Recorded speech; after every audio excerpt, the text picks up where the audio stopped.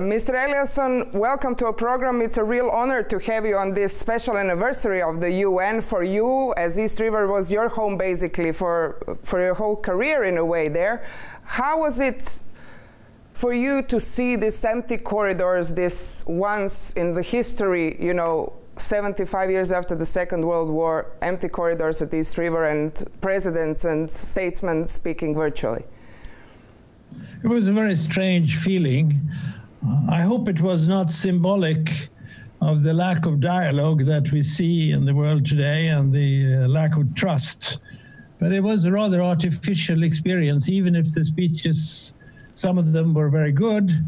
It still was not an impression of diplomatic life and communication and corridor conversations and the beginning of mediation work and so forth, as usually is the case. So it was a unique, in a rather negative way, experience. But I hope that we will come back to normal meetings and dialogue in the future. You said it was a negative sentiment in the way. We heard strong messages from the Secretary General. We know what, pandemic made to the world, what made us think about, but he emphasized that we should not basically enter into a situation of possible new Cold War with two biggest economies, meaning of course China and the US, split the globe in the fracture, each with its own rules of trade and finance, with its internet and artificial intelligence capacities. We know the President Xi Jinping will be there forever, for life. President Trump is facing his re-election possible in 1 month. So how do you see the situation evolving as this multilateralism being fractured with this pandemic, or maybe not? I think we are in a serious situation and we are facing a huge challenge to come back to the belief in multilateral cooperation. And it seems like we have a long way to go because there is a lack of trust, not least between the United States and China, and it seems to be growing. And we have also seen clear signs of leaving international agreements in favor of so-called national solutions. This goes, unfortunately, very much for the very important democracy of the United States, who has left several areas of cooperation. And the latest, even connected to the pandemic we are suffering right now, when the US left the WHO, the World Health Organization. So we are, in my view, in a serious situation. We have to take it very seriously. We have an enormous agenda in front of us, not only the COVID-19, but also the climate change issues and the different conflicts which are giving us an enormous pain, particularly people who are affected by the war, but also leading to huge huge movements of refugees and migrants, as we have seen in Europe and elsewhere. So we have to take this situation very seriously. I'm usually calling myself an optimist, but I am definitely now in the category of a very worried optimist. Talking about worries of today, there was a call at the beginning of the pandemic of the Secretary General to stop all the world conflicts because pandemic show us, we have some other enemies, which he called the virus. But it's not so. We've seen this weekend again conflict rising in Nagorno-Karabakh, for example, Syria, all these hot spots that we have of conflicts are still going on. And this time you spent your career in conflict resolution. After the career in UN, you're now at the head of Stockholm International Peace Research Institute. Military industry is strong. We see new nuclearization of the world. Do you think that the world understands that the concept of security is something more to the military might and what we are seeing now?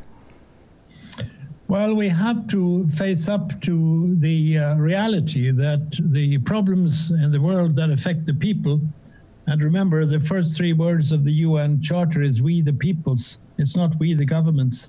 People are suffering tremendously, and we need very much now to take security seriously. On your first point, I think it is very, very upsetting that the Security Council took 3 months to come to a resolution on this very safe and sound idea of ending conflicts while the COVID-19 was hitting us so hard. That is a sign of, first of all, the lacking trust between the major powers, in this case, US and China. But it is also a sign that we don't take seriously the fact that the Security Council should really be a negotiation body and forcing itself to solutions. The veto power has been like a wet blanket lying over international conflict resolution.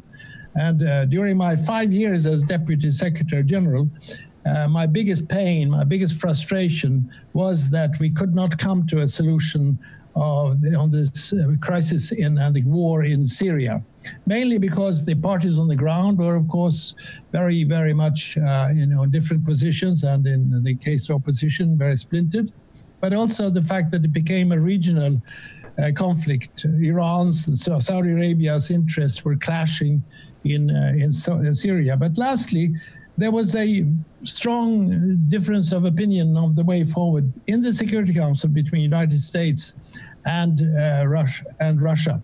And this meant that very good, great negotiators like Kofi Annan, Lakhdar Brahimi, Staffan de Mistura failed to really force the parties to the negotiation table to seriously discuss ending the war. So yes, we need to, first of all, take the security responsibility seriously, or rather the P5 particularly, but we also need to see security in a broader context, as you indicated. It is time for us to realize that security is also climate security. Security is pandemic security. Security is women's situation, children's situation. We need to take a much more down-to-earth human approach to security. And this is very necessary for the Security Council to do as soon as possible. I was president of the General Assembly, and I remember that we had the formula no peace without development, and no development without peace, and neither peace nor development without respect to human rights. We have to broaden the understanding of security. On your point, we saw before the UN General Assembly this year the report of the Gates Foundation.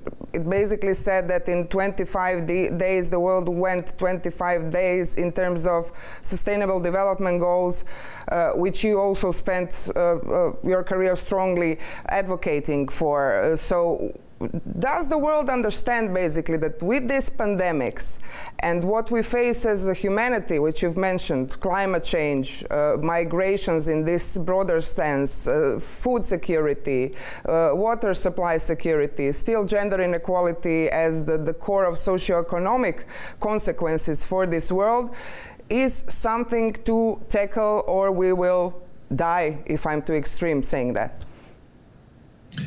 Oh, you're absolutely right. We have to broaden the agenda, and we have to show that we take seriously the 3 words of the Charter, we the peoples. If we don't adopt this human approach to security, then we will lose faith in international cooperation.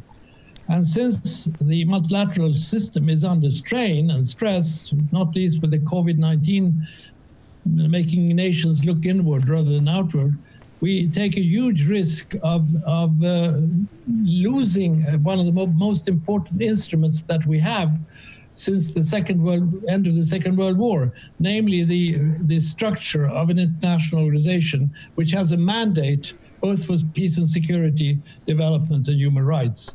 So much is at stake now. We have to take the human approach, because this lack of trust in institutions that we see both nationally and internationally is very dangerous. It has led to a polarization which is going further and further practically every day, both in Europe and not least in the United States. We saw technology playing a huge factor in this polarization of the world. In a way, it should have helped us as a humanity to progress in a way of medicine, of helping people around the world. But we also see this social influence from social media, polarizing people, affecting the processes in the world. We saw now, you know, during the pandemics, this anti-public health movement, if I can call him like that. So how do you see the role of technology in this future that is not so optimistic from your eyes?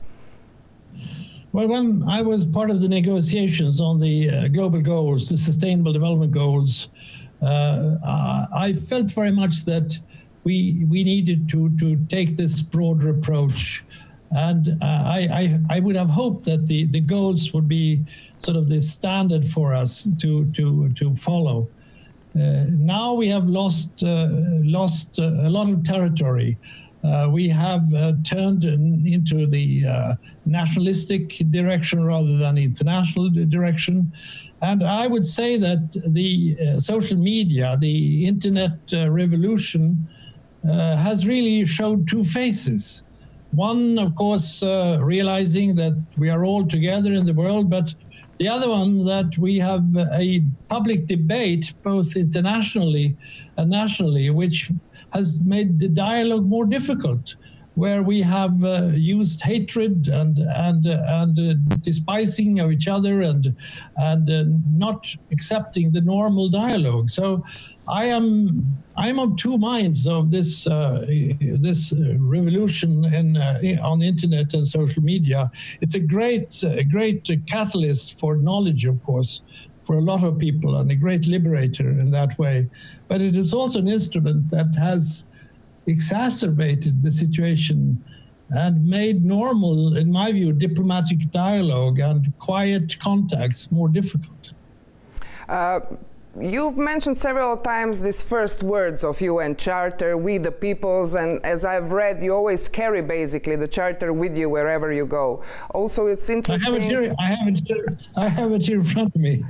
That's very interesting because, you know, we the peoples are always going on to elections and electing some people to rule in our name, so to govern our societies in our name in a way. You also have one very important global leadership prize named after you. So from your really vast experience in this world that we live in today, what kind of leadership should we need for these challenging times? Because we already mentioned US and China. We know what regional problems EU as such has, and as one region in the world. We know Africa's population is growing. We see what's happening in Latin America, Asia. So what kind of global leadership or global governance should be needed in this world to carry out what you've been talking about?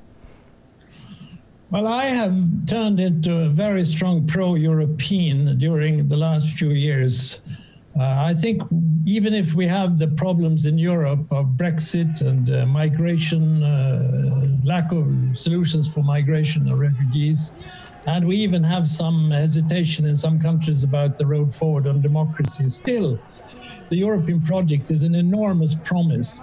And we who now have to fight hard for the health and strength of democracy, I think we should really take seriously that Europe must take more of a global responsibility and accept more of a global role, particularly representing democracy, not least.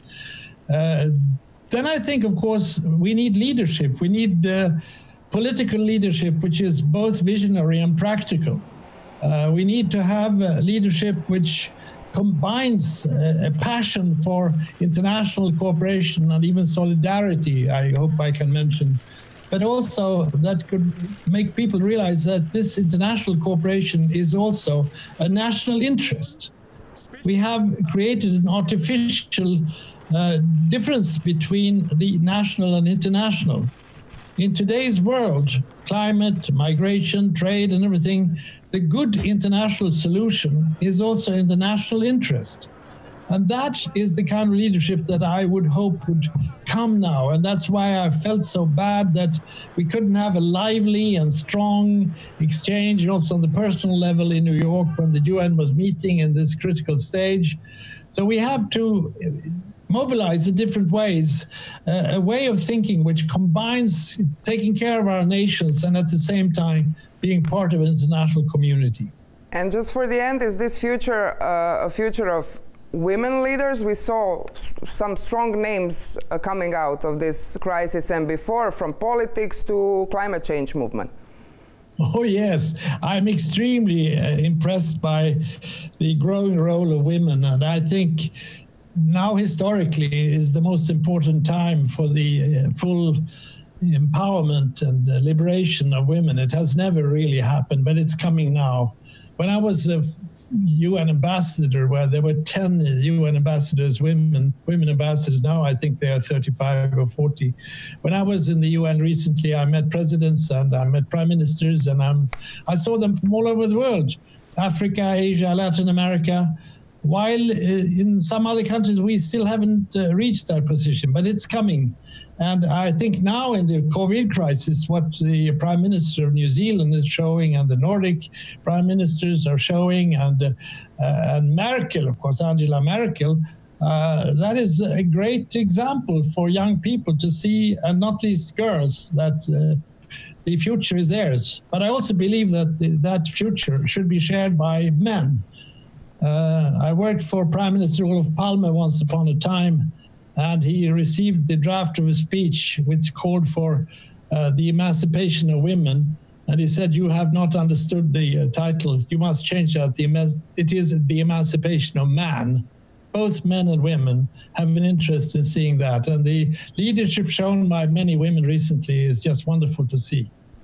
Mr. Eliasson, thank you so much for your time talking to us. We'll, of course, follow out your work at Stockholm International Peace Research Institute, and we will all see where this world of we the peoples will carry us at the end. Thank you so much. Thank you so much.